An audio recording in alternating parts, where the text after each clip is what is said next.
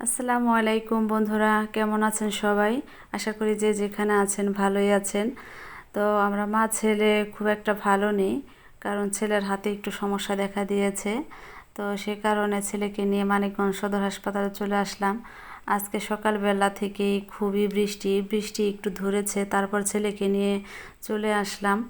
এই যে ছেলের হাতে একটু সমস্যা হয়েছে, এখানে হয়তো বা একটা কাটা ফুঁড়েছিল, যাই হোক কিছু একটা হয়েছে। তো এটা দেখাতে চলে আসছি। তো এখানে লম্বা সিরিয়ালে দাঁড়িয়ে থেকে তারপর টিকিট কাটলাম। আর টিকিট কেটেই আমরা চলে গেলাম সোজাসুজি একদম দোতলায়। সেখানে গিয়ে দেখি সেখানেও লম্বা সিরিয়াল, যেখানে নাকি ডাক্তারের চেম্বার, অনেক লম্বা সিরিয়াল। প্রায় 20 থেকে 30 জন লোক একদম সিরিয়ালে দাঁড়িয়ে আছে।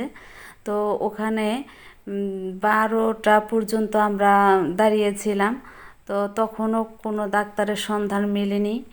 তো জানি না এই হসপিটালের ডাক্তার এত দেরি করে আসে কেন। তো অনেকক্ষণ দাঁড়িয়ে থাকার পর যখন কিনা বুঝতে পারলাম যে না, আজকে আর ডাক্তার আসবে না, তো এখান থেকে আমরা চলে আসছি। তো বাসায় আসার পর আরাফাতের আব্বুর সাথে আমাদের কথা হলো।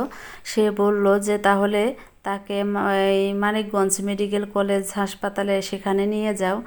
আর এটা ইমার্জেন্সি একটু দেখানোর দরকার, যেহেতু এটা প্রচণ্ড ব্যথা।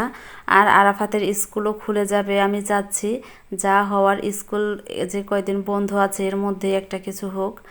তো যে কথা সেই কাজ, ছেলেকে নিয়ে চলে আসলাম হচ্ছে মানিকগঞ্জ মেডিকেল কলেজ হাসপাতাল। এখানে আসার পর আমরা কিছুক্ষণ ওয়েট করছি, ডাক্তার দেখাবো। আমরা এসেছি ইমার্জেন্সিতে। তো আমরা যখন আসছি তখন কিন্তু অলরেডি 1টা বেজে গেছে। তো ইমার্জেন্সিতে আসার পর আমার ছেলের হাতের ওই সমস্যাটা, ওটা হলো কেটে ফেলেছে আর একটু ব্যান্ডেজ করে দিচ্ছে। ছেলেটা প্রচণ্ড ভয় পাচ্ছিল। তো আমি আমার ছেলেকে একটু দোয়া পড়ে ফুটো দিচ্ছিলাম আর ছেলেকে বলছিলাম দোয়া পড়ার জন্য। তো এই যে দেখুন, সার্জারি যতই ছোট হোক তারপরেও কিন্তু একটা রিস্ক, ভয়ের ব্যাপার স্যাপার। তো এই যে আমরা ভেতরের কাজটা সেরে এখন বাহিরে চলে আসছি, রিক্সার জন্য দাঁড়িয়ে আছি। আর এখান থেকে রিক্সায় চড়ে একদম বাসার সামনে গিয়ে নামবো।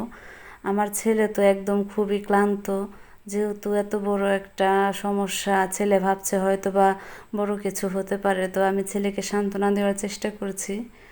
আর এই হসপিটালটা অনেক বড় একটা এরিয়া জুড়ে, ভালোই লাগে পরিবেশটা।